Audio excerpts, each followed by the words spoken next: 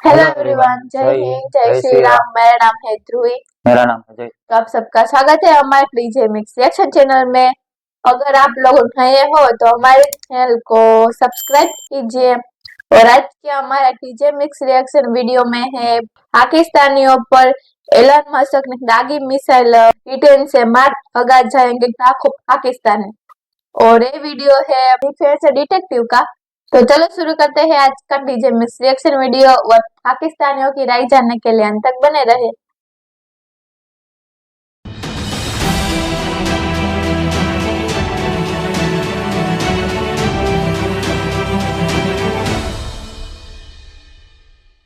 इस वीडियो में बताई गई सारी जानकारी पब्लिक प्लेटफॉर्म पर उपलब्ध है। इसमें ऐसी कोई जानकारी नहीं दी गई है जिससे हमारे सुरक्षा बलों की गोपनीयता भंग होती है। डिफेंस डिटेक्टिव सेना का सम्मान करता है और उन्हीं जानकारियों के आधार पर काम करता है जो सार्वजनिक रूप से मौजूद है।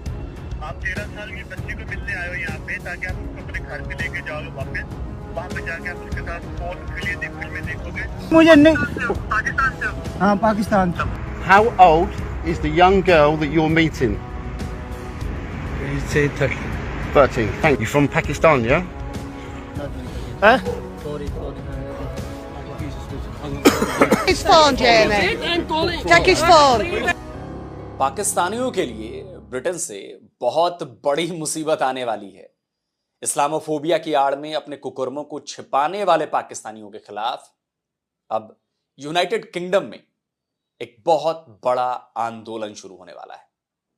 आपको बहुत जल्द दिखेगा कि यूनाइटेड किंगडम में लोग घरों से बाहर निकलने वाले हैं और वहां की बच्चियों को अपनी दरिंदगी का शिकार बनाने वाले, जिनमें सबसे ज्यादा पाकिस्तानी हैं, उन दरिंदों को चुन चुन कर मार मार कर भगाया जाएगा। नमस्कार दोस्तों, डिफेंस डिटेक्टिव के एक और नए एपिसोड में आप सभी का स्वागत है। मैं हूं आलोक।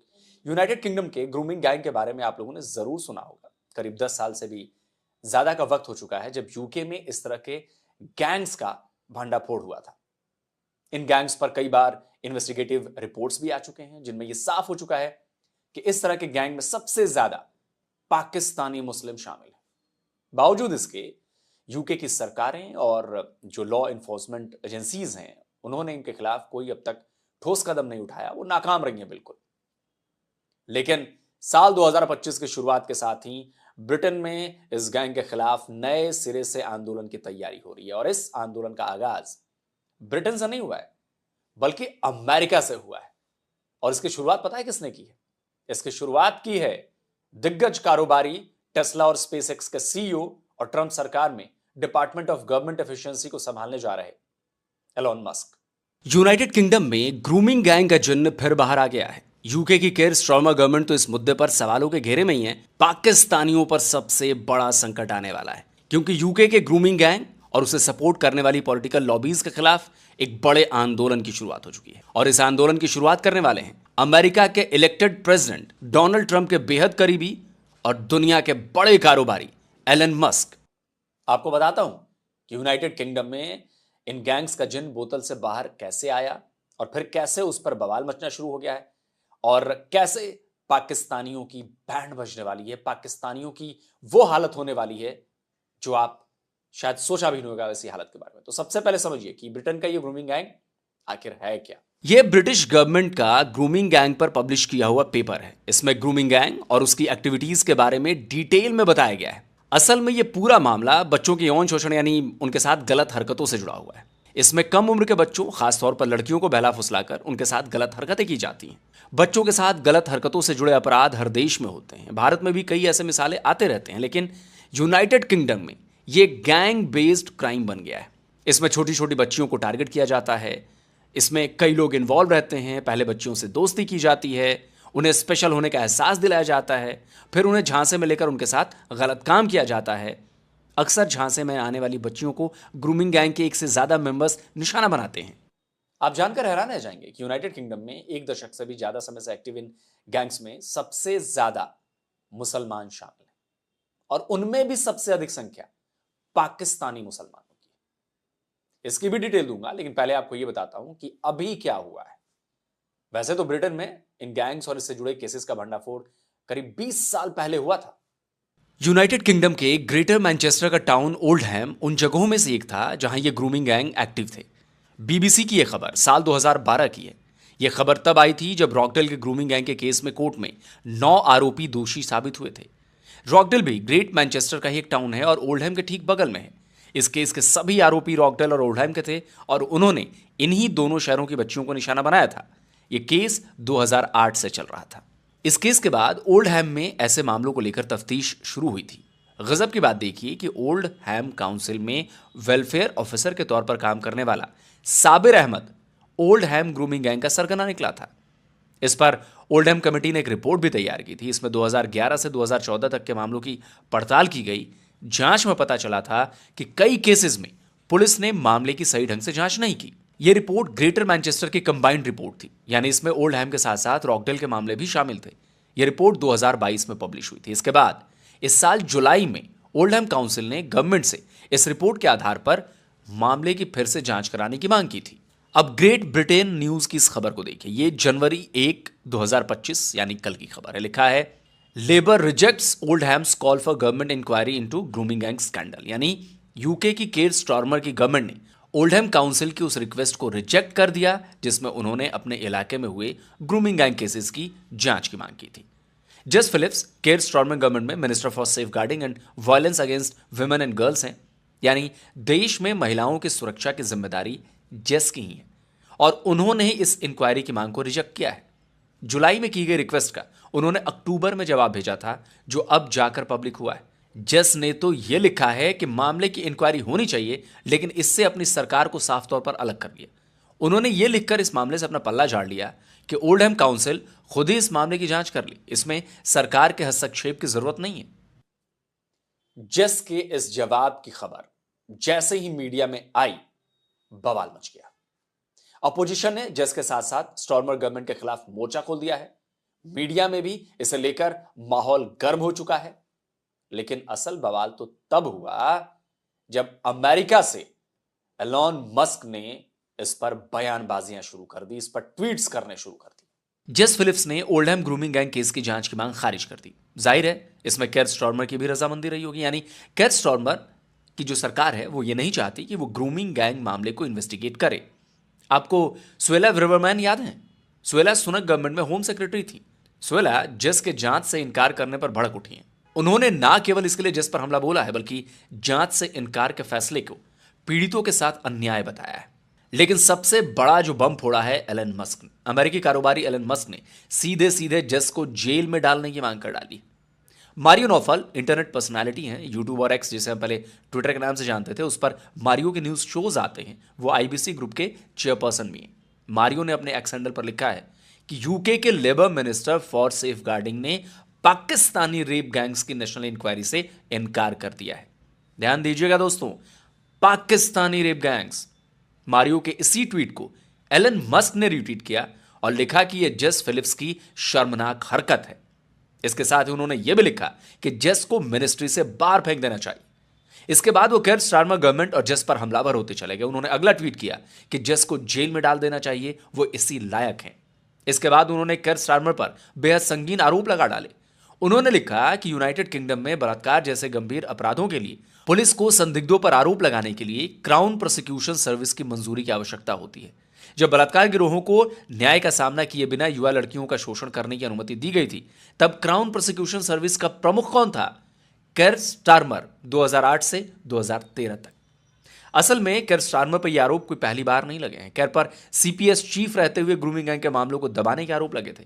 हालांकि इन आरोपों को साबित नहीं किया जा सकता, लेकिन अब एलन मस्क ने अपने ट्वीट से इन आरोपों को फिर से हवा दे दी है। एलन मस्क ने तो ब्रिटेन में फिर से चुनाव कराए जाने की मांग तक कर डाली है। मस्क ने जर्नलिस्ट टॉमी रॉबिन्सन को रिहा करने की भी डिमांड की है। टॉमी रॉबिन्सन ब्रिटेन के जर्नलिस्ट हैं जिन्हें पिछले साल अक्टूबर में कंटेम्प्ट ऑफ कोर्ट के जुर्म में 18 महीने की जेल की सजा सुनाई गई है। टॉमी पिछले कई सालों से यूके की ग्रूमिंग गैंग पर स्टोरी कर रहे थे। उनकी कई रिपोर्ट्स ने यूके ही नहीं दुनिया भर में खलबली मचाई है और इसी वजह से वो यूके की सरकारों के निशाने पर भी रहे हैं और इसी वजह से एलन मस्क ने उन्हें जेल से रिहा करने की मांग की है। वैसे मस्क ने पहली बार ब्रिटेन के ग्रूमिंग गैंग को लेकर निशाना नहीं साधा है। ये 7 अक्टूबर का वीडियो है, देखिए जरा इसमें एलन मस्क क्या कह रहे हैं। In Britain, there I kid you not. How can this be real? They are releasing convicted pedophiles from prison in order to put people in prison for Facebook posts. There were, and this is I'm simply stating a fact, there were migrant rape gangs in England that would run around and prey on young girls, gang rape them, and some people found that objectionable, which obviously it should be objectionable, and they were upset about that, and so they complained about it online and were sent to prison. That sounds crazy. Elon Musk के बाद British government के इस फैसले का विरोध करने वालों की लिस्ट लंबी होती चली गई। जेके राउलिंग ब्रिटिश राइटर हैं, हैरी पॉटर सीरीज उन्होंने लिखी है। तो जेके राउलिंग ने ग्रूमिंग गैंग की केस डिटेल बता रहे सैम एशवर्थ के ट्वीट को रीट्वीट करते हुए लिखा है कि बलात्कारियों के गिरोह ने रॉदरहम में लड़कियों के साथ जो किया उसकी जानकारी सामने आ रही है और वो बहुत ही भयानक है। इस मामले में पुलिस पर लग रहे भ्रष्टाचार के आरोप अविश्वसनीय हैं। राउलिंग ने यह भी लिखा है कि इन गिरोहों को ग्रूमिंग गिरोह क्यों कहा जाता है। इन्हें ग्रूमिंग गैंग कहना ठीक वैसा ही है जैसे किसी शख्स को चाकू वाला कहना जो चाकू से किसी की हत्या कर देता है। अब आपको बताता हूं कि यूके की सरकार इस मामले को लेकर क्यों कटघरे में है। हैरानी होती है कि कोई सरकार अपने ही देश की बच्चियों के साथ होने वाली इतनी हैवानियत को लेकर ऐसे कैसे लापरवाही बरत रही है। वो इन हैवानों को बचाने में लगी है। और आपको यह भी बताता हूं कि कैसे इस ग्रूमिंग गैंग में पाकिस्तानी दरिंदे सबसे ज्यादा शामिल हैं। एंड्रयू नॉरफॉन्ग प्रेस्टिजियस मैगजीन टाइम के रिपोर्टर हैं। उन्होंने यूके के ग्रूमिंग गैंग पर बहुत काम किया है। उनकी इस पर कई रिपोर्ट्स जो उन्होंने छापी हैं उन्होंने बहुत तहलका मचाया है। साल 2022 में उन्होंने एक कार्यक्रम के दौरान बताया था कि यूके में पुलिस ग्रूमिंग गैंग के केस को कैसे हैंडल करती है। आप भी सुनिए, दिमाग फट जाएगा उनकी बातों को सुनकर। उन्होंने 13 साल की एक बच्ची की कहानी सुनाई जो इस ग्रूमिंग गैंग का शिकार हुई थी। 1 month after her 13th birthday, she'd gone to school and then gone missing, and the school had rung her mum, who'd immediately rung the police.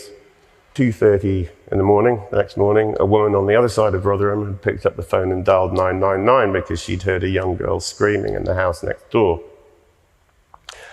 Police had gone round to the house. They found this 13-year-old girl with another young girl. She was almost completely naked. She was blind drunk, and she was with 7 adult Pakistani men.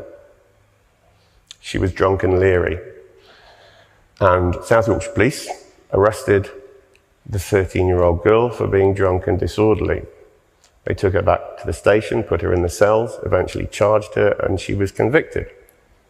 They didn't even question the men as to why they were in a house with a 13-year-old girl who was nearly naked in the early hours of the morning. सुना आपने? Andrew का यह statement ना केवल UK की police पर सवाल उठा रहा है बल्कि यह भी बता रहा है कि ग्रूमिंग गैंग में पाकिस्तान सिर से पांव तक इस पाप में सना हुआ है। मारियो नाफल के ट्वीट को मैंने आपको पहले भी दिखाया था। इसमें उन्होंने सीधे सीधे ग्रूमिंग गैंग को पाकिस्तानी रेप गैंग्स करार दिया है। एशले सैंट क्लेयर जर्नलिस्ट हैं, न्यूयॉर्क में रहती हैं।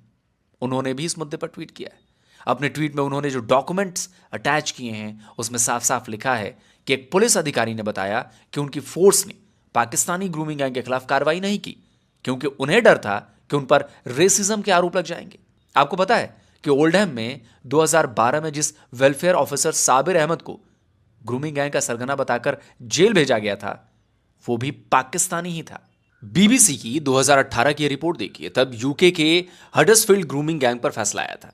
देखिए क्या लिखा था इसमें।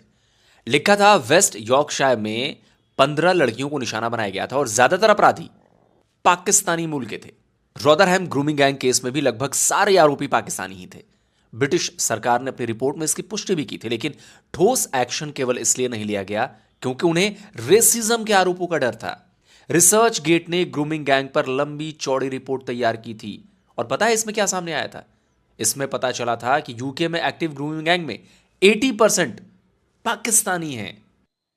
जरा सोचिए, हर बात में इस्लाम, कुरान पाक, अल्लाह का नाम लेने वाले ये पापी पाकिस्तानी कितना ज्यादा सड़े हुए हैं।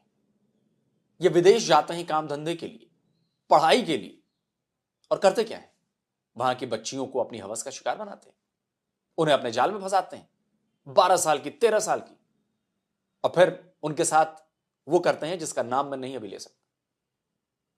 लेकिन जब इन पर सवाल उठते हैं, जब इन्हें गिरफ्तार किया जाता है, जब इन पर एक्शन लिया जाता है, तो तुरंत इस्लामोफोबिया चिल्लाने लगते हैं। लेकिन अब ज्यादा समय नहीं बचा है। एलन मस्क ने जो आंदोलन शुरू किया है उसका असर जल्दी ही आपको यूके में दिखने लगेगा। और ये गैंग वाले, बच्चों के साथ गलत हरकत जबर करने वाले, इनको बचाने वालों को खोज खोज कर भगाया जाएगा। साथ ही मासूम बच्चियों को निशाना बनाने वाले भेड़ियों को भी सजा मिलेगी। गोरी चमड़ी देखकर अपना मजहब, अपना ईमान बेच खाने वाले पाकिस्तानियों को ना केवल जेल की हवा खानी पड़ेगी, बल्कि उन्हें यूके से लात मारकर बाहर निकाला भी जाएगा।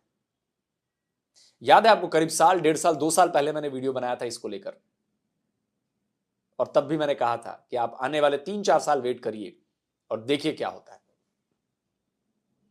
और आज जो एलन मस्क ने ये मिसाइल दागी है,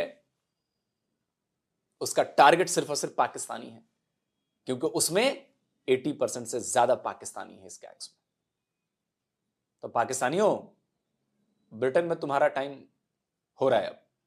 जो शरिया लॉ तुम लगाने वाले थे ना ब्रिटेन में, और शरिया ब्रिटेन को इस्लामिक देश जो बनाने वाले थे ना, देख लो क्या हो रहा है। ये सारी चीजें जुड़ी हुई हैं। मैं तो पिछले 3-4 साल से कह रहा हूं, जुड़ी हुई हैं चीजें, और अब उनका रिजल्ट देखना शुरू हो गया है।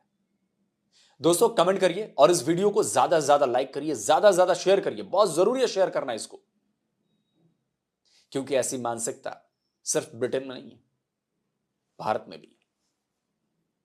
यहां भी लोगों को चौकन्ना करना होगा, यहां भी बेटियों को, बापों को सावधान करना होगा कि बचे इससे और इसके खिलाफ लड़ें। और जिन दोस्तों ने डिफेंस डिटेक्टिव को अभी तक सब्सक्राइब नहीं किया तो भाई चैनल को सब्सक्राइब करिए, बिल्कुल फ्री है। यहां पर आपको मिलती है बिल्कुल ऑथेंटिक जानकारी, रेफरेंस के साथ जानकारी, कोई हवाबाजी नहीं, कोई लफाजी नहीं, हर बात सबूत के साथ। और साथ में बेल आइकन जरूर दबाइएगा, जिससे हमारे द्वारा अपलोड किए गए हर वीडियो की जानकारी आप तक फौरन पहुंच जाए। जल्दी मिलता हूं एक और नए वीडियो के साथ। नमस्कार, जय हिंद। तो अगर आप चाहते हैं मुझसे बात करना, मुझसे कोई सवाल पूछना, तो फैन कॉल पर आप मुझसे कनेक्ट हो सकते हैं। फैन कॉल में ये सुविधा है कि आप अपने हिसाब से वहां पर जाकर टाइम स्लॉट बुक कर सकते हैं कि आपको फलाने दिन मुझसे बात करनी है, फलाने टाइम पे मुझसे बात करनी है। लेकिन ये भी बता दूं कि ये पेड सर्विस है।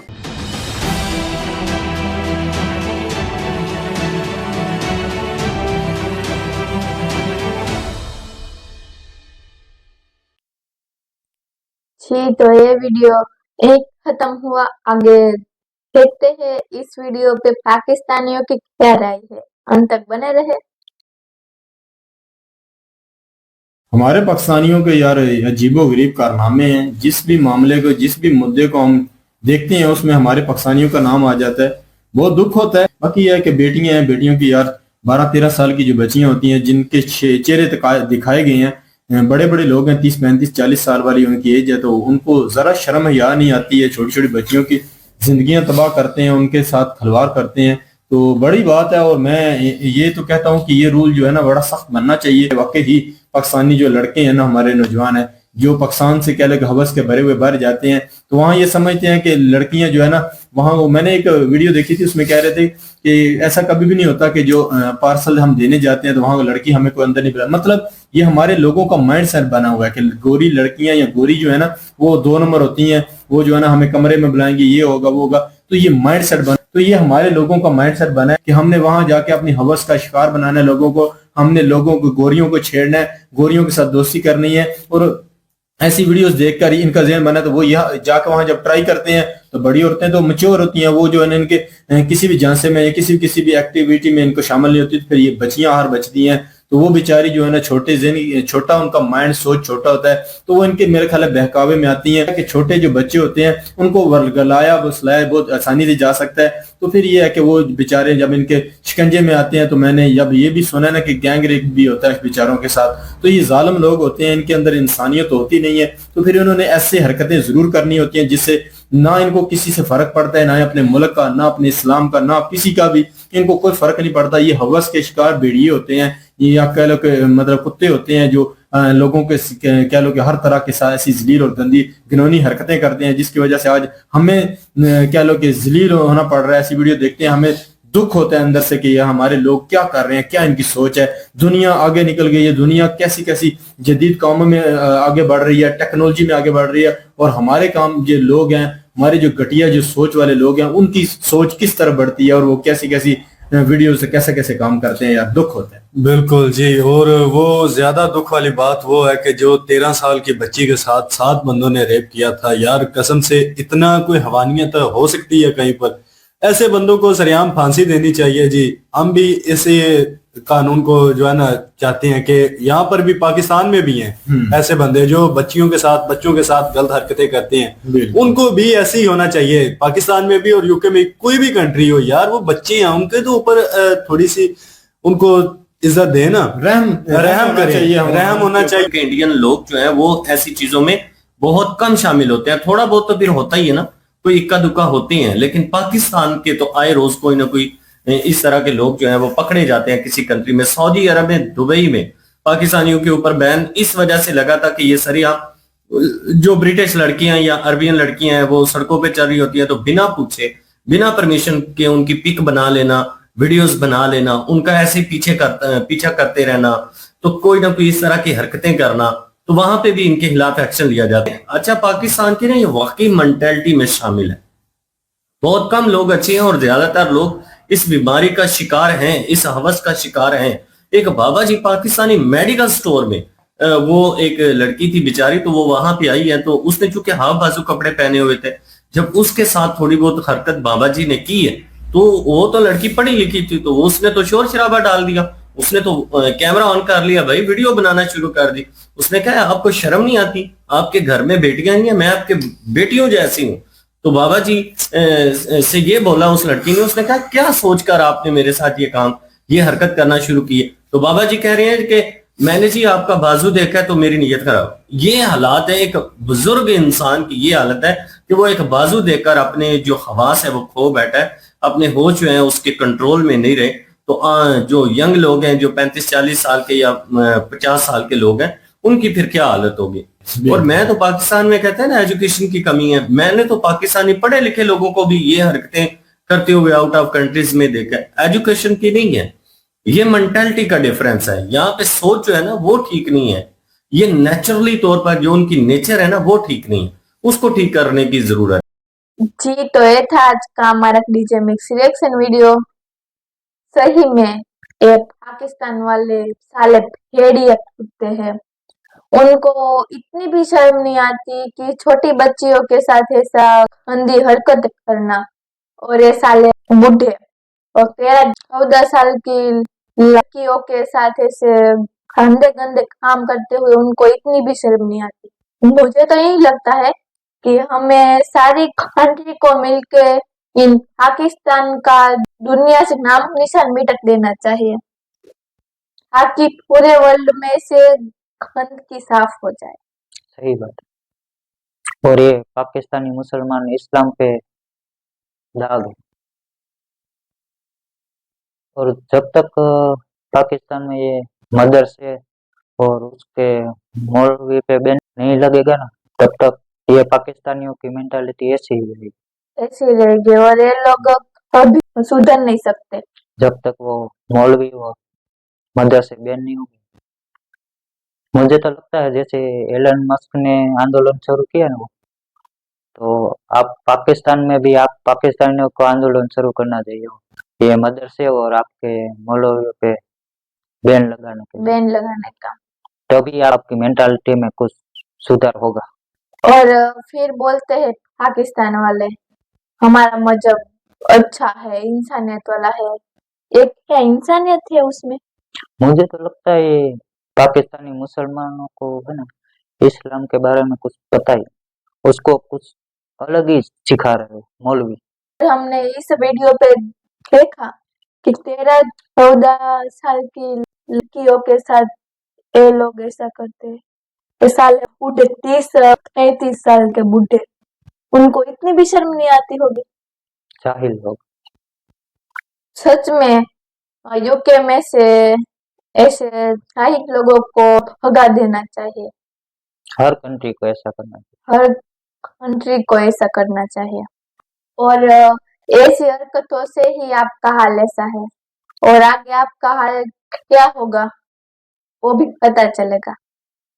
जी तो ये था आज का हमारा डीजे मिक्स रिएक्शन वीडियो। आप सबको कैसा लगा हमें कमेंट कीजिए, और आप भी इन पाकिस्तानी कुत्ते और भेड़ियों के बारे में क्या कहना चाहते हैं वो भी हमें कमेंट कीजिए।